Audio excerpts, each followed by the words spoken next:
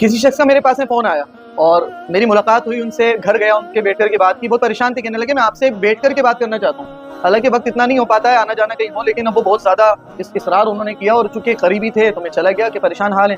तो जब उन्होंने मुझे बातें बताई तो उससे इस बात का अंदाज़ा हुआ, उन्होंने बताया कि मेरी वालदा इस गलत रविश को इख्तियार कर चुकी। मेरे वालिद को मैं खूब समझाता हूँ कि आप वालदा से कहें, मेरे वालिद कुछ नहीं कहते। और बहन भाइयों का ही मामला, मतलब अम्मी के सामने किसी की नहीं चल रही घर के अंदर, और हम इतना थक चुके हैं, हमें इतना बुरा लगता है, इतना बुरा लगता है कि अब क्या बताएं आप सब। अब मैं इस हद तक आ चुका हूँ कि बस मेरे को डर लगता है कि मेरा हाथ ना उठ जाए मेरी माँ के ऊपर और मैं घर से ना निकाल दूँ अपने माँ बाप को। मुझे एक चीज बताएं, इस हालांकि मैंने उन्हें समझाया और ये चीज ठीक भी नहीं है मैंने के वालिदैन के ऊपर हाथ उठाया जाए, लेकिन ये बताएं कि औलाद बगावत के इस दर्जे तक कैसे पहुंची है। एक पहलू पे बयान हो रहा है माँ बाप का बड़ा मकाम है, उनकी जिम्मेदारी क्या, उनकी रेस्पॉन्सिबिलिटी क्या है। आप मेंटली अपनी औलाद को टॉर्चर कर रहे हैं, आप कोई ऐसी रविश और ऐसा रास्ता इख्तियार कर रहे हैं, ऐसा कारनामा अंजाम दे रहे हैं माँ होने के बाद या बाप होने के बाद जिसका इम्पैक्ट बच्चों की लाइफ के ऊपर पड़ रहा है, तो जाहिर सी बात है बच्चे मुतासिर होंगे। बच्चों के लिए माँ बाप की इज्जत बड़ी चीज होती है।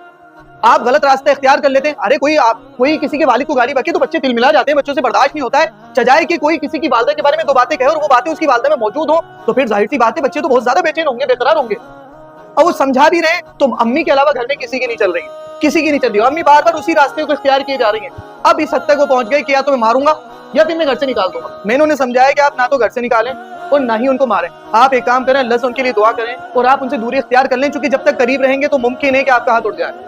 मेरा कहना यह है कि वालिदैन को सोचना चाहिए क्यों अपनी इज्जतों को मिट्टी में मिलाने का काम कर रहे हैं हम लोग। मैं ये नहीं कह रहा हूं कि औलादों को भड़का रहा हूं, या इस तरह के मामला मार्केट में मौजूद हैं। मुझे आप बताएं अब मैं कैसे बोलूं यार, शर्म हया की बातें बहुत सारी। एतराज करने वाले सवाल करें मेरे से कि मैं किस टॉपिक के ऊपर बातें कर रहा हूं।